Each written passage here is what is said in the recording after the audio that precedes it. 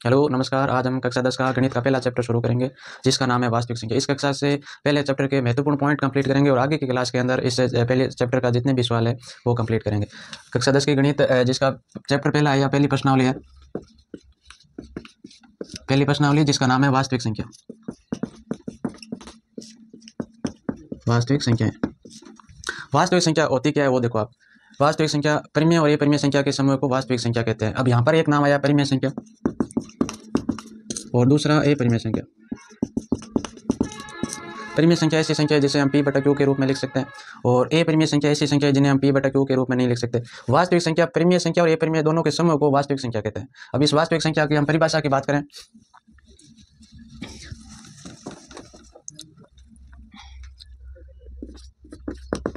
वास्तविक संख्या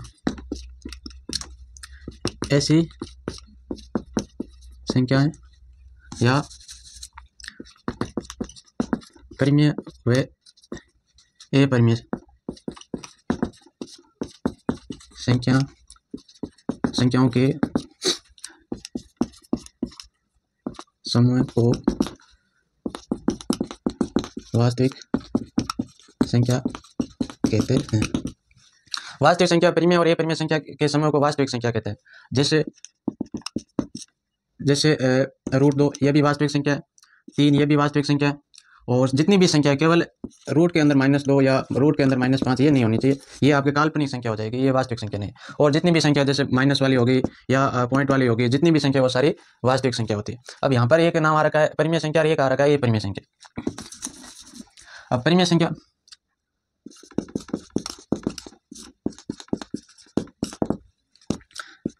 ऐसी संख्या जिन्हें हम p/q के रूप में लिख सकते हैं। ऐसी संख्या जिन्हें हम p/q के रूप में लिख सकते हैं जहां p और q पूर्णांक है तथा q बराबर 0 नहीं है।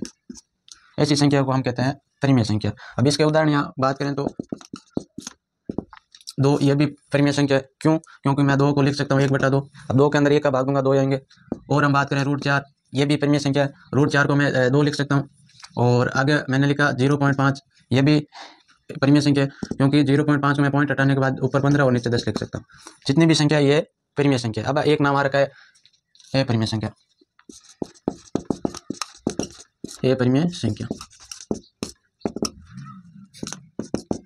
ऐसी संख्या जिन्हें हम p/q के रूप में नहीं लिख सकते।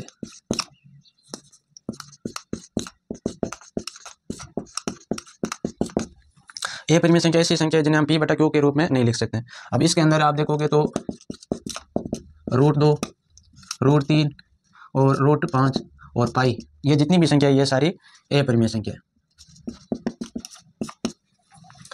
कक्षा 10 का पहला चैप्टर है जिसका नाम है वास्तविक संख्या। वास्तविक संख्या किसे कहते हैं? परिमेय और अपरिमेय संख्या के समूह को वास्तविक संख्या कहते हैं। और अपरिमेय संख्या ऐसी संख्या जिन्हें हम p/q के रूप में लिख सकते हैं जहां पर p और q पूर्णांक हैं तथा q बराबर 0 नहीं होना चाहिए। और अपरिमेय संख्या ऐसी संख्या जिन्हें हम p/q के रूप में नहीं लिख सकते। अब q बराबर 0 नहीं होना चाहिए, इसका देखो जैसे मैंने लिखा 2/1, ये तो आपके परिमेय संख्या है, और मैंने लिखा 2/0, ये आपके परिमेय संख्या नहीं है। क्यों? क्योंकि p बराबर तो 2 है, q की जगह 1 है, और यहाँ पर p बराबर 2 है, q की जगह 0 है। लेकिन इस परिभाषा में पहले बोला है कि q बराबर 0 नहीं होना चाहिए। आप इसका स्क्रीनशॉट ले लीजिए।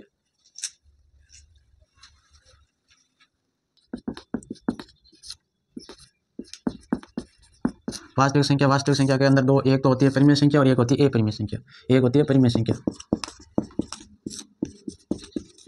परिमेय संख्या को हम p/q के रूप में लिख सकता हूँ, और एक होती है अपरिमेय संख्या, ऐसी संख्या जिन्हें हम p/q के रूप में नहीं लिख सकते।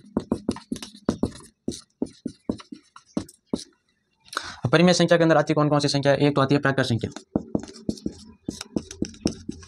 प्राकृत संख्या ऐसी संख्या जो 1 से शुरू और अनंत तक जाती हो। प्राकृत संख्या 1 से शुरू होती है और अनंत तक। और परिमेय संख्या के अंदर एक संख्या आती है पूर्ण संख्या जो 0 से शुरू होती है और अनंत तक जाती है। 0 से शुरू होती है और अनंत तक जाती है। और परिमेय संख्या के अंदर एक संख्या आती है पूर्णांक संख्या।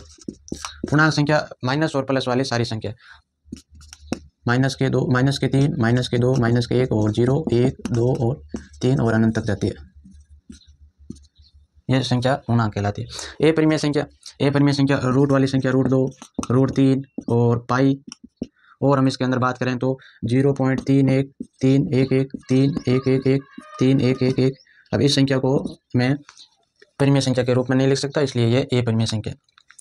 अब वास्तविक संख्या रेखा की बात करें तो वास्तविक संख्या रेखा, वास्तविक संख्या रेखा के अंदर 0 और 0 से इस साइड की संख्या धनात्मक संख्या होती है 1, और 0 से इस साइड की संख्या माइनस की ऋणात्मक संख्या, ये तो संख्या होगी आपके ऋणात्मक, और 0 से इस साइड की संख्या होगी आपके धनात्मक। वास्तविक संख्या के अंदर दो संख्या आती है, एक परिमेय संख्या और एक ए परिमेय संख्या। परिमेय संख्या के अंदर प्राकृत संख्या ऐसी संख्या जो 1 से शुरू और अनंत तक जाती है, और पूर्ण संख्या जो 0 से शुरू और अनंत तक, और पूर्णांक जो माइनस वाली और प्लस वाली सारी संख्या, और ए परिमेय संख्या के अंदर √2, √3 और पाई और ये सारी संख्या। अब वास्तविक संख्या रेखा की बात करें, 0 से इस साइड की संख्या ऋणात्मक और 0 से उस साइड की संख्या धनात्मक।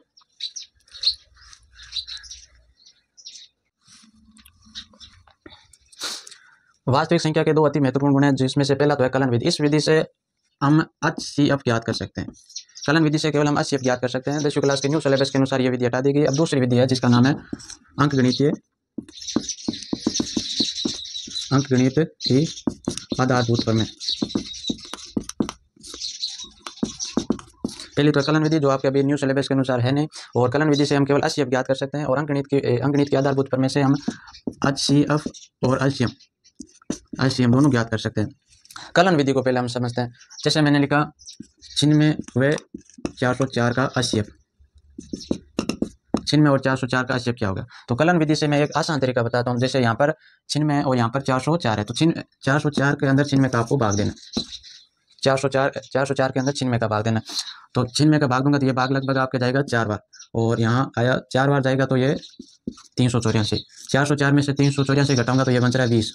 अब आपको करना क्या है, 96 बड़ी है और 20 छोटी है, तो आपको 96 के अंदर 20 का भाग देना है।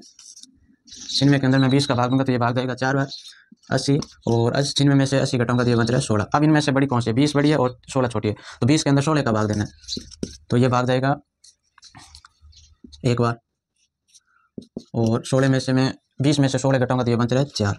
अब इनमें से चेक करो, 16 बड़ी है और 4 छोटी है, तो 16 के अंदर 4 का भाग दूंगा तो ये भाग जा रहा है 4 बार, तो 16 में से 16 गया 0।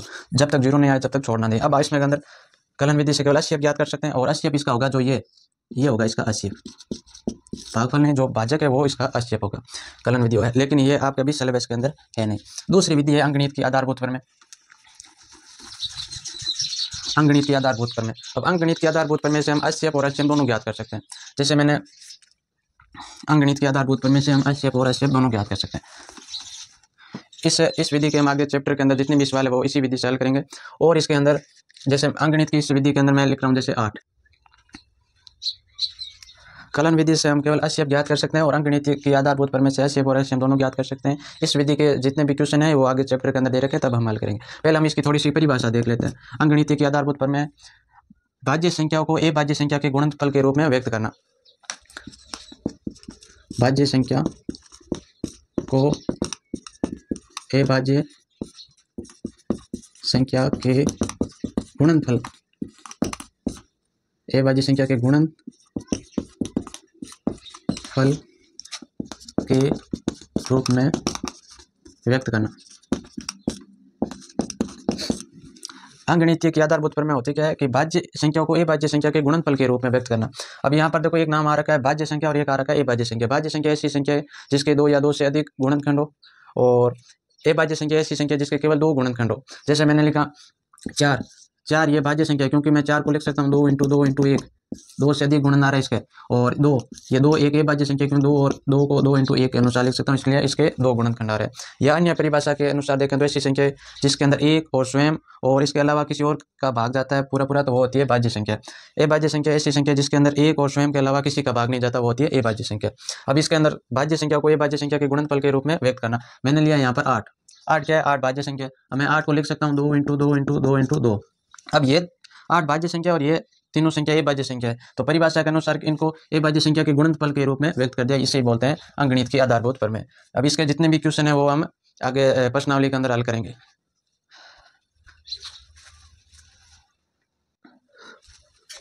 अब इस चैप्टर के अंदर नाम आ रहा है एक तो HCF और एक आ रहा है RCM। HCF किसे कहते हैं?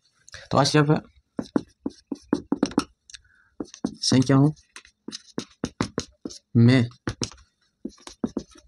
प्रत्येक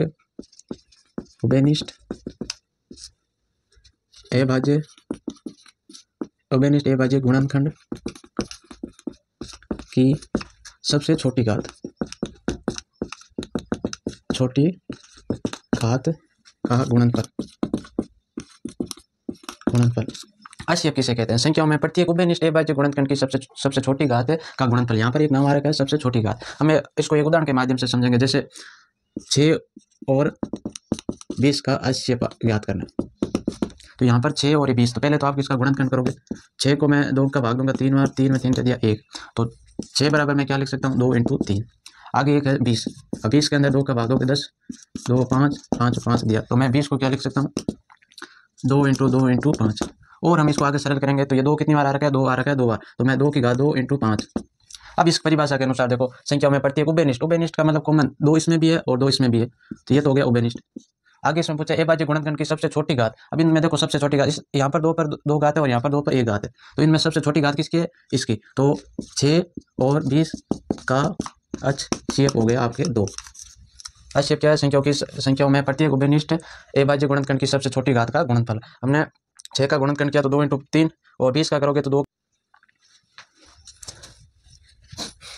HCF संख्याओं में प्रत्येक उभयनिष्ठ अभाज्य गुणनखंड की सबसे छोटी घात लेनी है। अब हम ज्ञात कर रहे हैं LCM किसे कहते हैं?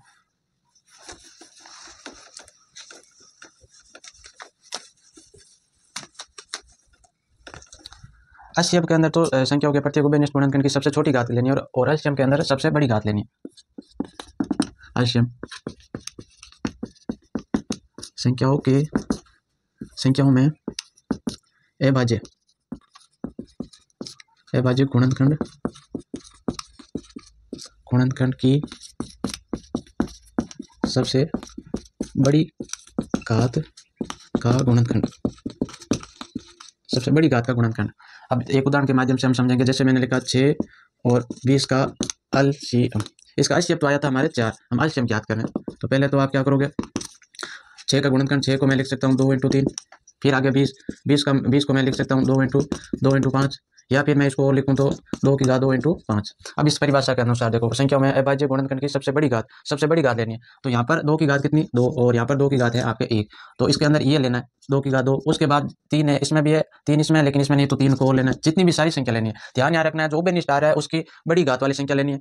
और फिर 5 इसमें नहीं है तो ये भी 5 लेना है। तो मैं 2 को 2 इंटू 2 लिख सकता हूँ और 3 इंटू 5। 2 को 2 से गुणा करोगे 4, 4 को 3 से गुणा करोगे तो 12 और 12 को 5 से गुणा करोगे तो 60। तो 6 और 20 का HCF तो आया आपके 4 और LCM आया आपके 60।